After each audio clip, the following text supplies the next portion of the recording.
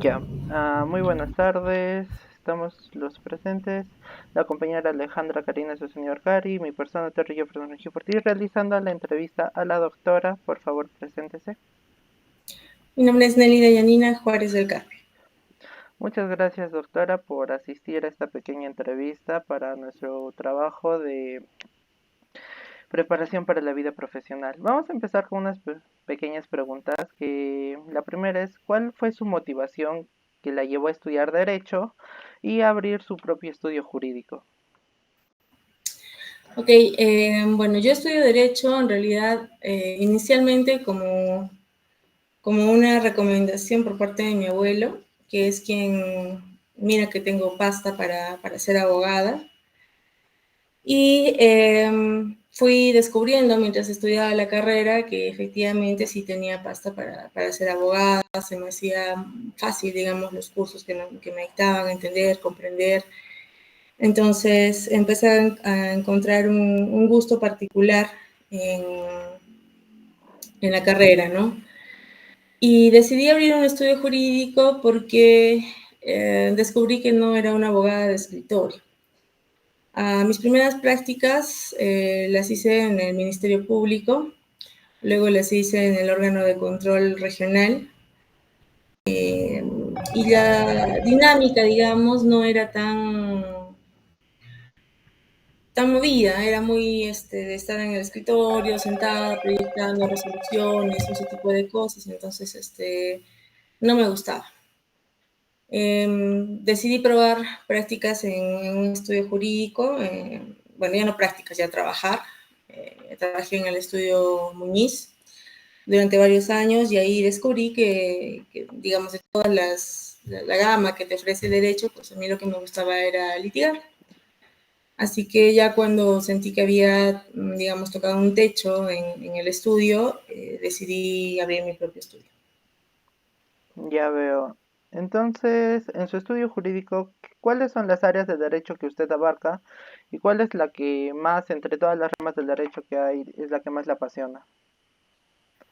Mi estudio jurídico se centra netamente en derecho penal, ¿no? De delitos comunes, delitos especiales de criminalidad organizada, delitos de corrupción. El derecho penal es lo que me apasiona. ¿Y cómo nació ese gusto por el derecho penal? Yo creo que el derecho penal me encontró a mí. Yo recuerdo que cuando terminé la universidad estaba convencida de que yo quería dedicarme al derecho empresarial. Eh, no había tenido buena experiencia en las prácticas en el Ministerio Público y yo me aburría. Y recuerdo que entré a trabajar pensando en que quería tener una maestría en Derecho Empresarial, ¿no? Entonces, consultando con otros abogados que ya tenían mucha trayectoria, me dijeron que si lo que yo quería era ver Derecho Empresarial, tenía que entrar al Estudio Muñiz. Pasaron unas semanas y salió una convocatoria del Estudio Muñiz, me presenté y ahí me enteré que era para Derecho Penal, no para el área penal. Como yo ya había tenido las prácticas y como consideré que no era algo muy complicado, pues acepté. Y mientras fui ejerciendo dentro del derecho penal, me fui dando cuenta que me gustaba muchísimo. Ya.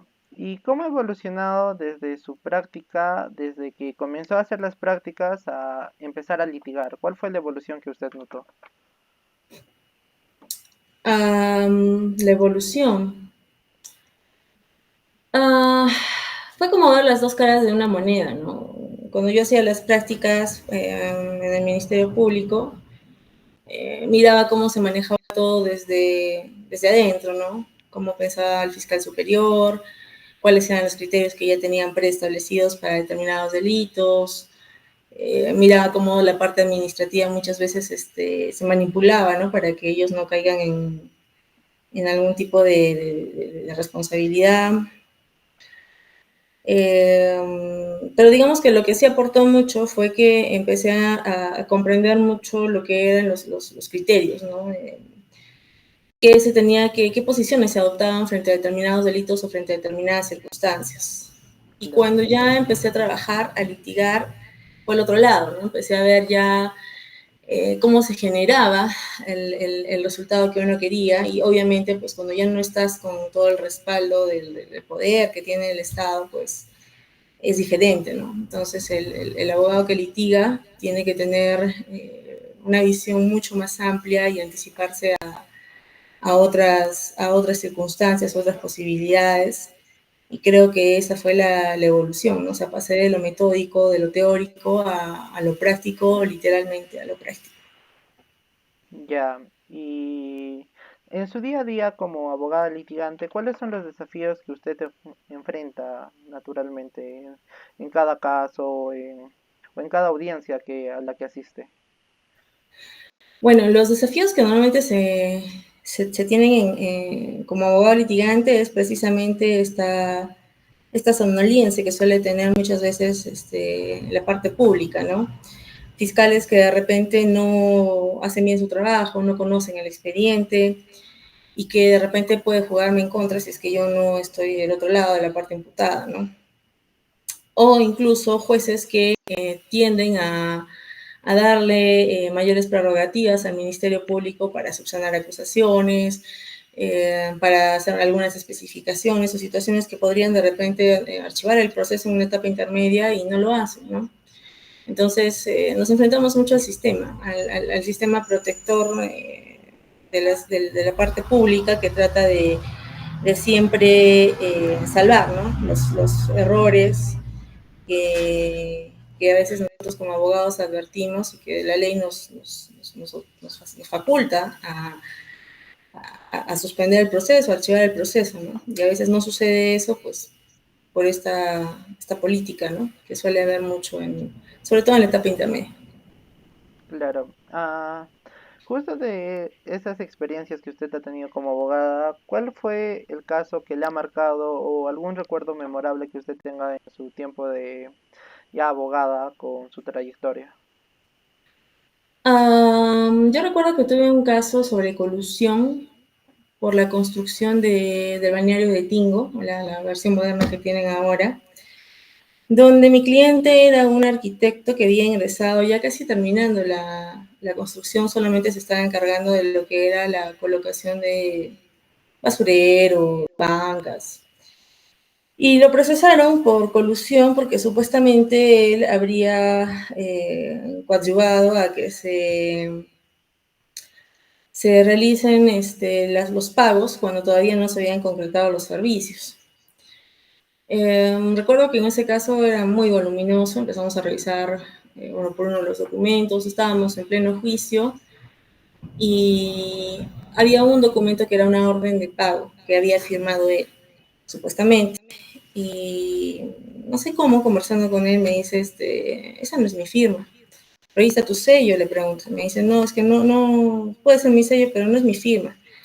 Y en ese ratito me empezó a indicar cómo era su firma y qué características tenía incluso su sello de manera particular. Entonces, eso, digamos que fue en el camino un punto muy importante que tuvimos porque nos permitió lograr su absolución ya durante la etapa del juicio oral, ¿no? Ahí, en la segunda o tercera sesión, yo le mostré el documento frente al juez, empecé a hacer preguntas sobre las características propias de su firma, de su sello, y el fiscal no había hecho una pericia grafotécnica, ¿no? Entonces, eso fue lo determinante para que se le absolviera.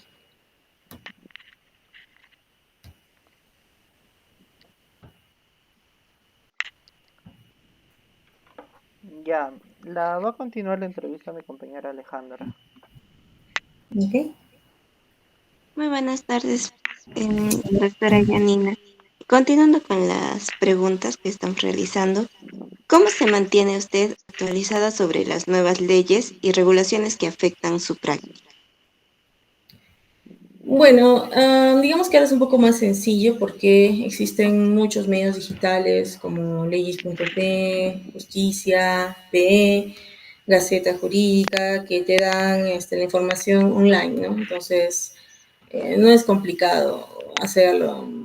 Lo que sí diría que es un poco más acucioso es estar al día en lo que son publicaciones doctrinarias nuevas, ¿no? Saber de qué nuevas tendencias o qué nuevas corrientes están se están dando en estos tiempos, y pues también incluye la compra de libros, ¿no? Definitivamente comprar libros sobre lo que es la prueba, la valoración probatoria, cualquier tema que tenga que ver con el derecho penal, es una fuente muy enriquecedora, ¿no? Más allá de las leyes nuevas que empiezan a publicar, que eso sí lo podemos ver en cualquier momento en estos portales virtuales, creo que la parte doctrinaria tiene una vital importancia para el ejercicio de la profesión. Entiendo. Y vinculado a ello, ¿usted cree que es más importante la tecnología en la gestión de su estudio y en la práctica o que hay que mantener un equilibrio con lo que todavía ha mencionado, son los libros físicos y las revistas? Yo creo que sí hay que mantener un equilibrio, ¿no? Porque lo que tiene la virtualidad, incluso ahora la inteligencia artificial, es que te dan respuestas rápidas. Pero esas respuestas rápidas anulan la capacidad de pensar y de analizar, ¿no? Yo lo veo como profesor incluso, ¿no? Alumnos que me leen respuestas, pero no entienden lo que significa. Entonces, cuando uno ya es profesional, tiene que saber encontrar el equilibrio entre ambas cosas, ¿no? Muy bien. ¿Cómo maneja usted la relación con sus clientes y qué considera fundamental para mantener una buena comunicación? Yo creo que lo más importante en la relación de un abogado con su cliente es la confianza. Si el cliente no confía en ti, entonces no tiene sentido que tú estés ahí. La relación siempre es cordial, formal, pero sobre todo busca establecer y generar un vínculo de confianza, ¿no? Porque eso es lo más importante. Es como un médico, ¿no? Un médico no puede entrar a operar si es que el paciente le va a estar diciendo dónde hacer el corte o cómo hacer el corte, ¿no? Es igual en el derecho. El abogado no puede asumir un caso si es que va a tener un cliente que va a estar siempre cuestionando sus estrategias. ¿Qué consejos le daría usted a los nuevos abogados que están comenzando en el campo? Que exploren en la práctica las diferentes ramas que existen para que vean dos cosas importantes. Primero, si es lo que ellos pensaban, si les gustaba, y segundo, si tienen madera para eso, ¿no? Porque más allá de que te guste algo, eso no significa que tengas esa predisposición. Y es mejor dedicarse a algo en lo que nosotros estamos de manera natural predispuestos a hacer, porque lo vamos a hacer con talento y lo vamos a hacer mucho mejor, a esforzarnos mucho en de repente algo que no se nos da, ¿no? Entonces, lo primero es explorar las ramas que cada uno considere que les atrae, y recién ahí darse cuenta en cuál de ellas tienen pues el talento, ¿no? Y lo segundo que yo sí recomiendo es que estudien siempre.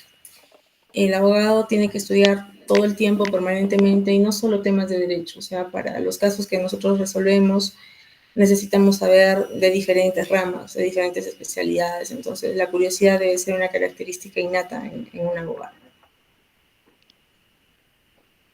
De acuerdo. Y última pregunta. ¿Cuáles son sus metas a futuro para su estudio jurídico y cómo planea alcanzarlas?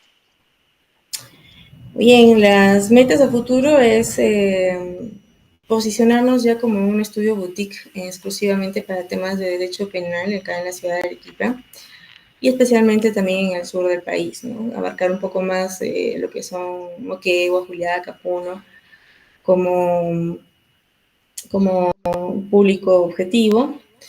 Y bueno, la idea es apoyarse mucho en lo que son precisamente las redes, la creación de páginas web, algún tipo de publicidad también local en estos lugares para de esta manera pues lograr ese posicionamiento que estamos buscando.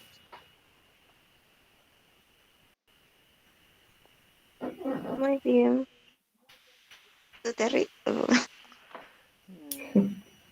Ya, una vez más, Muchas gracias, doctora, por esta entrevista. Se le agradecemos mucho ese enfoque que nos da para nuestro proyecto que estamos haciendo. Y nuevamente agradecerle por su tiempo que nos brinda para orientarnos, principalmente para que nosotros como futuros abogados, que ya estamos a 2 años de graduarnos, que exploremos esos puntos de vista de distintas áreas del derecho para saber en qué nos queremos abocar. Muy Muchas bien, chicos. gracias. Ha sido un placer. Cuídense. Chao, chao.